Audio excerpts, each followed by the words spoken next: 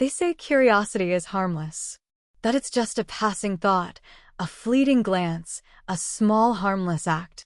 But sometimes curiosity cracks open a door you never meant to open. And once you step through, even for just a second, you can't unsee what you've seen. You can't undo the way your heart reacts. That's what happened to me. It was just another quiet afternoon. The kind where the house is so still, you can hear the ticking of the clock and the soft hum of the fridge. I was just putting away groceries. You know, eggs, bread, the usual. Nothing special.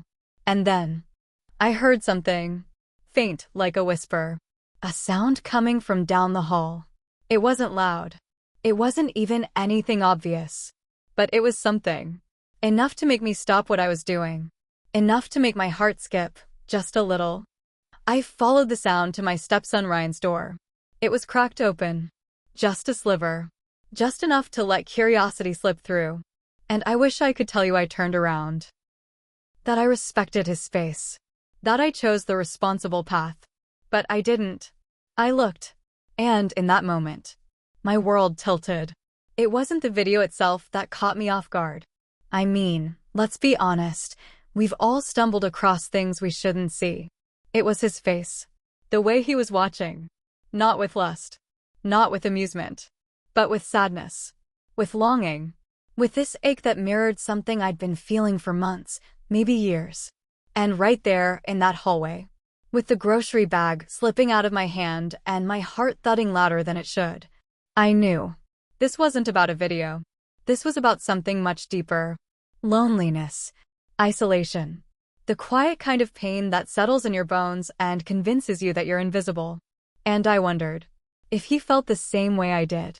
If he, too, was carrying something heavy that no one else could see. I wish I could say that was the end of it. That I closed the door and walked away and never thought about it again. But it was only the beginning. That single moment, one look, changed everything. And I'm still not sure if I was trying to help him or help myself. Before I go on, I need to ask you something. Because I'm not here to pretend I did everything right. I'm just here to be real. To open up, raw and honest. If you've ever felt unseen, unheard, if you've ever done something out of loneliness that you can't explain, then maybe, just maybe, you'll understand. So if you're new here, if you believe in true stories that don't shy away from the messy parts of being human, subscribe to Shocking Infidelity Saga. Hit the bell icon so you don't miss what comes next. Because you won't believe what happened after I saw what my stepson was watching. And trust me, this story, it only gets harder from here. I guess I should tell you who I am. My name's Claire. I'm 38. Been married once before, got out of that with more scars than souvenirs. And somehow, I thought marrying Greg would be the fresh start I needed. Greg. He's the kind of man who walks into a room and fills it with presence, but not warmth. He's sharp. Polished. Always on the phone, always making deals. He kisses me on the cheek before leaving in the morning. Sometimes, he doesn't even notice if I've done something different with my hair. Our conversations are brief. Surface level. He loves structure. Order. Silence. And maybe once, I mistook that for stability. Our house is beautiful, spotless, even. You'd walk in and think it's perfect. Marble countertops, glass vases, big windows that let in just enough light to make everything look expensive. But the silence inside those walls. It's loud. The kitchen feels more like a showroom than a place where people gather. The living room? We sit side by side, but it's like being on two different islands. We don't touch. We don't talk. We just exist together, but alone. Then there's Ryan. He's Greg's son. 20 years old. He moved in a few months ago, said he needed a break from college life. He never really said why. Just showed up with his backpack and those tired eyes and stayed. At first, I thought it'd be temporary. A few weeks. But weeks turned into months. He's quiet. Polite. Always says thank you when I make dinner. Always washes his own dishes. He barely makes eye contact. He spends most of his time in his room. Door closed. Headphones on. We pass each other in the hallway like strangers. A nod. A faint smile. And that's it. But even without words, I could feel something in him. A kind of stillness. Like someone carrying more than he was letting on. At first, I tried to talk to him. Asked how school was going. If he needed anything. But he always kept it short. Like he didn't want to burden me with too much of himself. I didn't push. God knows I'm used to being ignored in this house. The truth is, I had imagined something different when I said yes to Greg. I pictured late-night conversations, maybe even game nights or shared dinners. A real family. Some kind of warmth. But this house isn't built for warmth. It's all cold walls and polite distance. Every day, I feel a little more invisible. Sometimes, I look in the mirror and I barely recognize myself. There's no glow, no spark. Just tired eyes and quiet resignation. And Ryan. Maybe he was feeling the same thing. Maybe we were both just two people drifting in a house too big for any kind of connection. I never thought much of it until that moment outside his door. Until I saw what he was watching. And the look on his face. That was when something shifted. Not just in the air between us, but inside me. A kind of understanding. A recognition. And that's what scares me the most. It wasn't a look of shame. It was loneliness.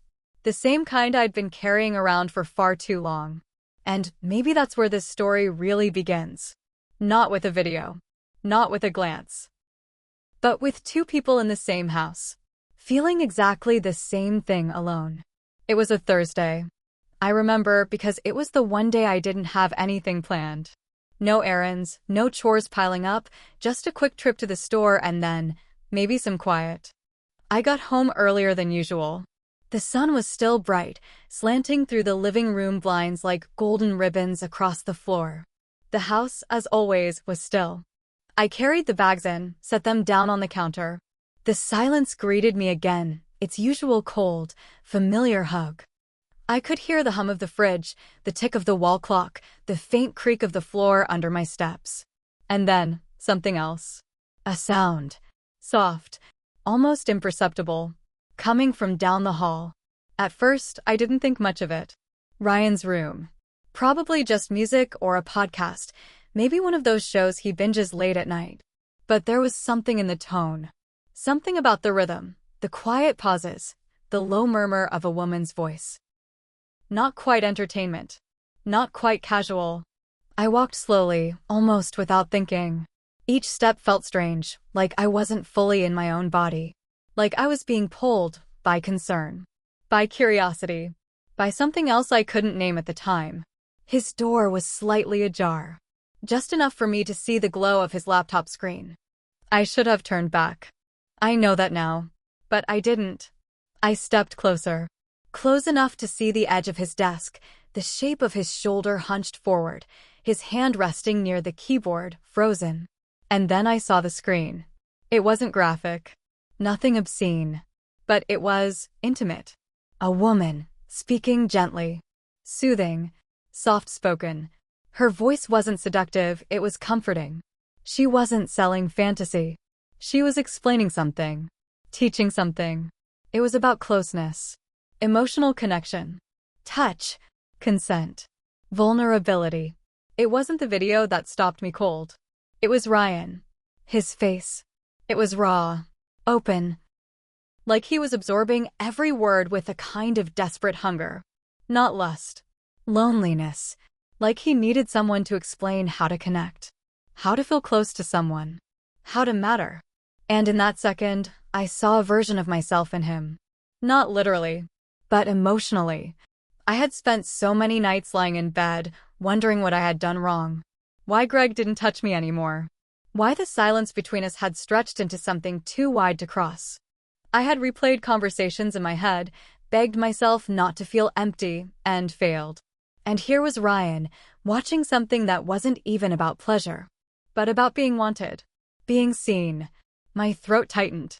My palms started to sweat. It felt wrong to be standing there, watching him, watching that. But it also felt like I had just stumbled into the most honest moment I'd seen in that house in months. He didn't see me. Not then.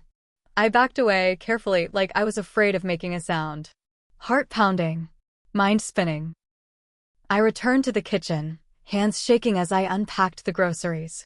Eggs. Milk. One apple rolled off the counter and hit the floor. I didn't even bother picking it up. I couldn't stop thinking about the look on his face. That look. It wasn't sexual. It was fragile. Like he was trying to understand something he never got to learn. Something no one ever explained. Like he was trying to fill in the emotional blanks. And somewhere deep in me, a question began to rise, not a loud one. Not demanding. Just soft, persistent. What if he needs someone to talk to? What if he's hurting too? I told myself it was just concern. That any decent person would feel the same way. But deep down, I think I already knew it wasn't that simple. I knew that something had shifted. Not just in him. In me. And I hadn't even said a word. I couldn't shake it. That image of Ryan sitting there, completely still, completely absorbed, like the world had melted away and all that existed was that voice on the screen. It stayed with me. Long after the groceries were put away. Long after Greg came home, barely glancing at me as he muttered something about a meeting and disappeared into his office. Long into the night, when I lay in bed wide awake, staring at the ceiling, wondering why that moment felt so heavy. Was it wrong to feel connected to his pain? Was it wrong to recognize it so quickly because I knew it myself?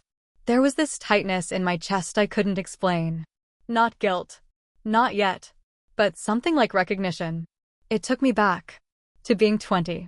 To fumbling through first times and confusing feelings. To nights spent wondering if I was enough, or if I was just someone people passed through.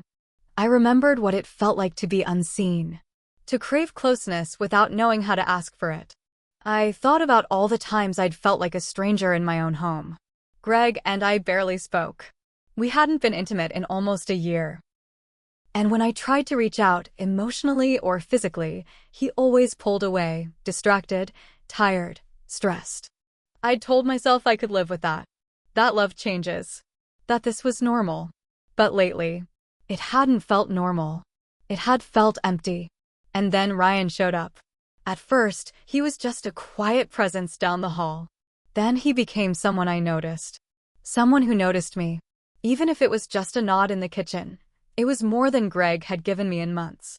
And after I saw him watching that video, after I saw the longing in his expression, he didn't feel like just my stepson anymore. He felt like someone I understood. Someone who understood me. That scared me. I tried to talk myself down. Tried to be rational. He's young, he's still figuring things out. Maybe he just needs someone to guide him. Maybe he's confused. Maybe this is a chance to help, not harm. I went through every excuse I could find. Every angle that made it seem okay. But deep down, I think I knew those weren't the real reasons. The truth? It felt good. To feel needed. To feel like I had something to offer someone again. To feel seen. Not as a wife. Not as a mother. But as a woman. That realization shook me. I avoided Ryan the next day. Stayed busy.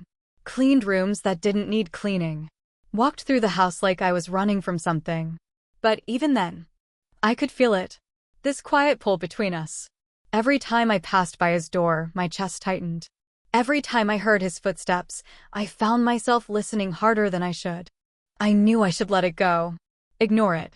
Move past it. But I didn't.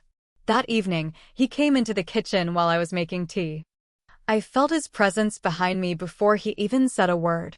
I turned, slowly, and he just looked at me. Not in a way that was inappropriate, but with this softness in his eyes. Like he wanted to say something. Like he was waiting for permission. And something in me cracked. I handed him a mug. He took it without a word. We stood in silence, sipping. And then, almost without thinking, I asked him, "Are you okay?" His eyes dropped. He hesitated. And then he nodded. But it wasn't convincing. Not even close. He whispered, "Yeah, just tired." And walked away. But that wasn't the truth. We both knew it. And as I stood there, holding my tea, my hands trembling slightly, I knew. I should have just ignored it. Closed the door. Walked away. But I didn't. I asked if he was okay. And that's when everything started to change. After that night in the kitchen, something shifted. Not loudly. Not all at once. But in small, quiet ways. I started noticing him more. Not just in passing. But really seeing him. The way he avoided eye contact when he was nervous. How he'd tap his fingers against his coffee mug when he was trying to find the right words. The way his shoulders tensed every time Greg walked into the room. He began joining me in the mornings. Just for coffee. Nothing more. It started simple. He'd walk into the kitchen while I was pouring mine, and I'd offer him a cup. He always hesitated before saying yes. But he never said no. We talked about ordinary things at first. Classes, music, the weather, his favorite band, a movie he liked, and then it deepened. One night, it was just the two of us again. Greg was on another business trip. The rain was coming down hard, tapping against the windows like impatient fingers. We sat on opposite sides of the couch, the soft glow of the table lamp between us. And he said, "I don't really have friends anymore." I looked up. He wasn't looking at me, just staring at the floor like the words had slipped out before he could catch them. I mean, I thought I did. But after everything last year, he trailed off. I didn't push. I just waited. He finally looked up at me. There was something raw in his eyes. Exposed. I don't feel like I'm enough for anyone. Not smart enough. Not strong. Not a man. Those words sat between us like something sacred. Delicate. Breakable. I swallowed hard. Because hearing him say that, it pulled something out of me I wasn't ready to face. I wanted to reach out. To comfort him. But instead, I said the only thing I could. "You're not alone." He nodded. And we sat there in silence. But not the empty kind. This silence felt full. Like we were sharing something we didn't know how to name. After that, the moments came more often. A late-night snack turning into a 2-hour talk about childhood memories. A shared laugh over some old cartoon theme song. A quiet, lingering glance when we passed each other in the hallway. It wasn't physical. But it wasn't innocent either. There was a new energy between us. Charged. Unspoken. Unacknowledged. One night, I stood outside his door. I had come to ask if he wanted dinner. But I didn't knock. I just stood there, listening to him breathe on the other side. Then I walked back to my room. But this time, I didn't close the door all the way. Just a crack. Maybe I told myself it was nothing. That it was hot in the house. That I liked to keep the air flowing. But I knew better. That tiny crack in the door. It was a signal. Not loud. Not obvious. But it was there. And I think he noticed. Because the next night, the storm hit. The power went out. The whole house went dark. I was already in bed, staring at the ceiling, when I heard footsteps in the hallway. They paused at my door. I held my breath. Then I heard his voice. Soft. Hesitant. "Claire?" I sat up. The hallway was pitch black, but I could see his shape outlined in the doorway. I don't really like the dark. I never have. His voice was quieter now. Barely a whisper. Something in me cracked open. "Come in," I said. He stepped into the room slowly, like he wasn't sure he was allowed. He didn't sit on the bed. Just on the floor, beside it. I could barely see his face, but I could feel the tension in the air. Heavy. Fragile. We didn't talk much. Just sat there. Listening to the rain. The occasional clap of thunder shaking the windows. And then, after what felt like forever, he spoke. "Do you know why I came back home?" I turned slightly, unsure if I should answer. He didn't wait for me to. I didn't feel like I belonged anywhere. Not at school. Not with friends. Not even with Dad. I wanted to reach out. I wanted to say something comforting. But nothing felt right. And then he said it. "You're the only one who makes me feel safe." Those words hit something deep inside me. Like he had found the part of me I'd tried to bury. Because no one had said that to me in years. No one had looked at me and seen refuge. In that moment, I didn't feel like his stepmother. I didn't feel like anyone's anything. I just felt needed. And I wasn't sure how to come back from that. He sat there on the floor for a long time. Neither of us moved. The storm outside had softened, but inside the room, the air still felt charged. I kept my knees tucked under the blanket, hands clenched tight around the sheets, as if letting go would let something else loose too. He was so close. I could hear every breath, every shift. And yet, it felt like we were balanced on a wire, delicate, thin, and fraying. I told myself it was just comfort. That he just needed to feel safe. That I was doing what anyone would do for someone who felt lost. But I knew that wasn't the whole truth. There was something in the silence between us, something fragile and dangerous. Then, the power flickered back on. The lights buzzed softly. He looked up at me, blinking in the sudden light, and started to get up. His hand reached for the edge of the mattress to steady himself. And it happened, so fast, so simple. His fingers brushed mine. It should have been nothing. Just a touch. A reflex. But it wasn't. I didn't pull away. Not right away. Our eyes locked. And in that brief pause, time stretched. He didn't move. Neither did I. His hand lingered. Warm. Gentle. Like he was asking without words. And I didn't say no. I didn't say anything. Until the guilt punched its way through the stillness. And suddenly, I yanked my hand back like it burned me. The look on his face. It broke me. Not anger. Not confusion. Just devastation. Like I'd confirmed his worst fear, that even here, with me, he didn't belong. I couldn't stay. I couldn't breathe. I got up without a word, left the room, and locked myself in the bathroom. My knees hit the cold tile floor before I even realized I was falling.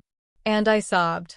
Not just tears, but deep, aching sobs that came from someplace buried beneath years of being untouched, unnoticed, unloved.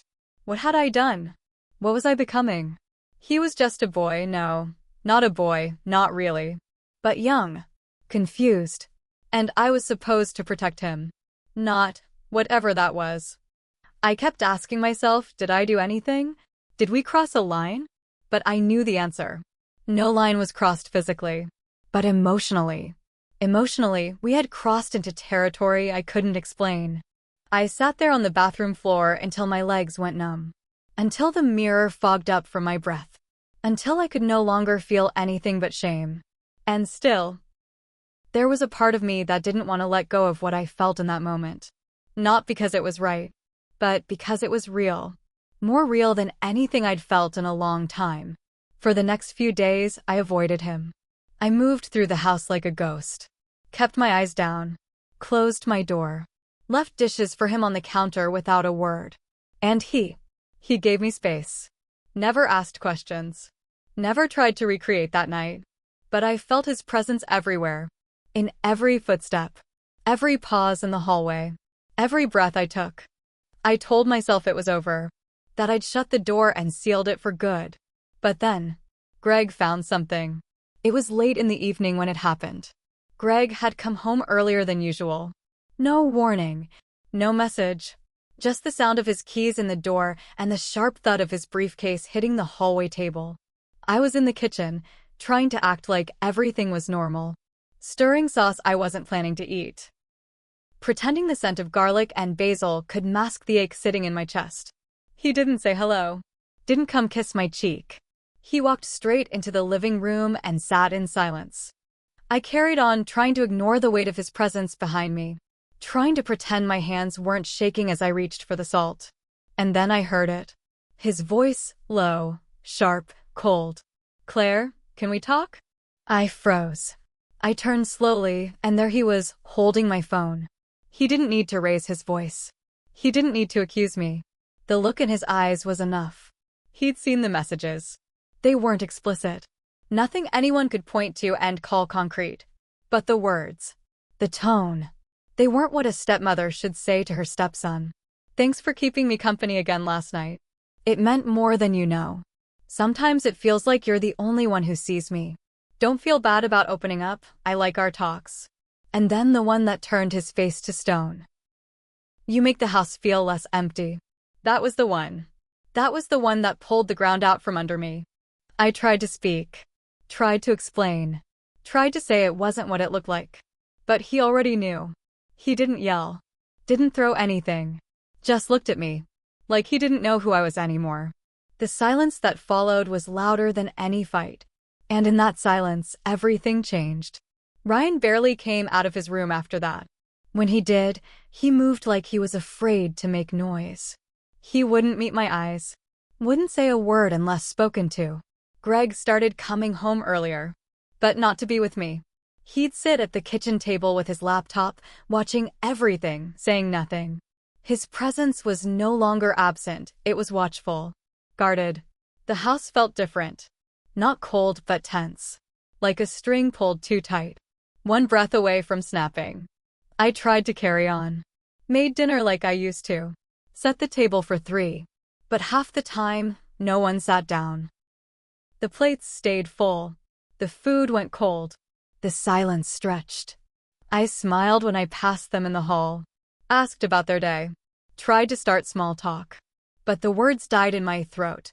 Because no one answered. It wasn't just awkwardness. It was a quiet punishment. A silent verdict that didn't need to be spoken. I'd broken something. Not just trust, but the very idea of safety in our home. And now, everything felt like a performance. One where I'd forgotten all my lines. Every step I took echoed louder than it should. Every door creak sounded like judgment. Every glance from Greg felt like a question I couldn't answer. And the worst part? I missed Ryan. Not what almost happened. Not the danger of it. But the way he had looked at me like I mattered. Like I was more than just a fixture in the background. Now, even that was gone. And I was left with a house full of silence. A husband who watched me like a stranger. And a stepson who wouldn't even look in my direction. I had tried to help. That's what I told myself. But all I'd really done was unravel everything. Was it wrong to want to feel close to someone? Even if he was the one person I shouldn't have leaned on? That question has haunted me every single day since. I ask it when I'm doing the dishes. When I'm folding laundry no one wears anymore. When I walk past his closed door and pretend I don't notice the silence behind it. Because I didn't touch him. Not really. But does that matter? Is that where the line is drawn? Or did I cross at the moment I let myself feel something I shouldn't have? The moment I looked into his eyes and saw myself?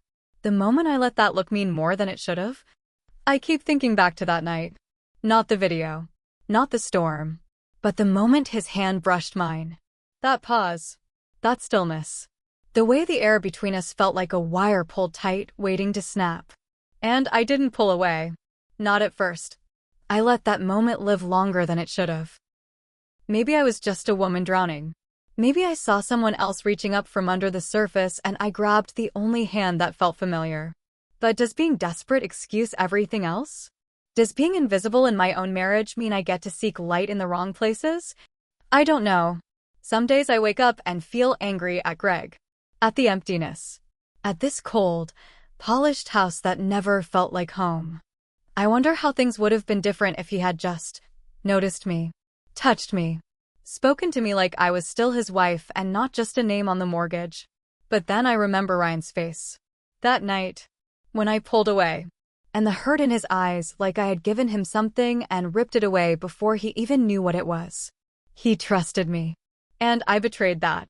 Not in the way people talk about. Not with hands or bodies. But with something worse. Emotion. Hope. Connection.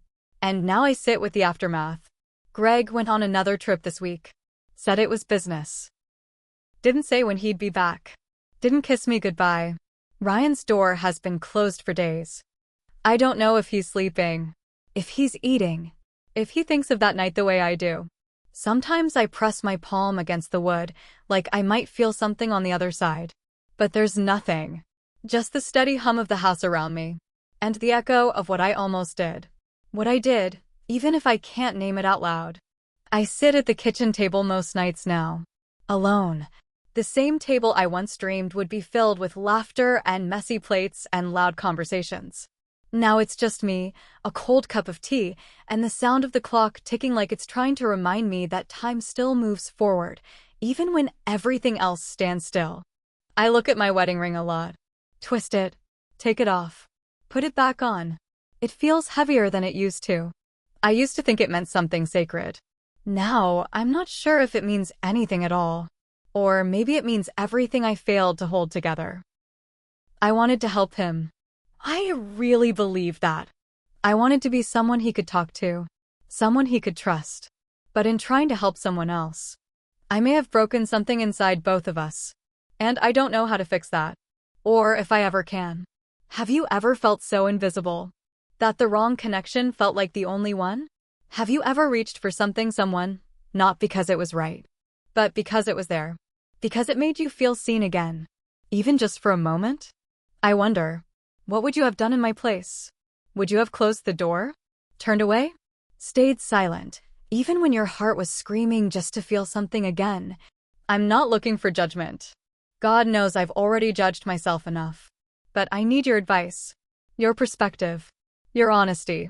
Because it's not always black and white, is it? We live in the gray, the quiet spaces, the places where people don't like to look too closely. Let's talk about those places. The ones we never admit to. The ones that scare us the most. Please, share your thoughts in the comments. I'll be reading every word. Maybe together, we can figure out where the line really is. And if you connected with this story, if you felt something, if it made you reflect on your own life, your own choices, then I hope you'll stay with me for more real, raw, emotionally intense stories like this one. Don't forget to like this video and subscribe to Shocking Infidelity Saga. We tell true stories here. Stories most people are too afraid to say out loud. But sometimes, they're the ones that need to be heard the most. Because the truth is, the most dangerous temptations don't always come from desire.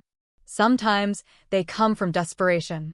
From that aching place inside us that just wants to be held, heard, understood. So please, don't lose yourself trying to be someone else's lifeline. Sometimes, the most painful part of love is what we let it turn us into.